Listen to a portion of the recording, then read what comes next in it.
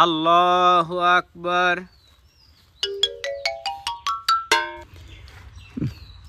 বিরিয়ানি, তেহেরি, দই, ওরে বাবা, চিকেন রোস্ট, ও বাবা, সবই খাওয়া যাবে না।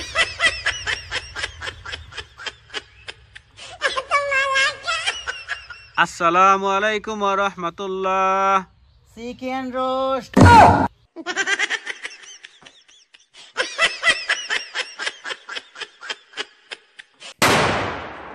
সারাদিন রোজা থেকে ইফতারি করা সুন্নত, এই জন্য সারাদিনই পানাহার করা যাবে না, বিড়ি সিগারেট খাওয়া যাবে না। আজান দিয়ে দেছে, আজান দিয়ে দেছে।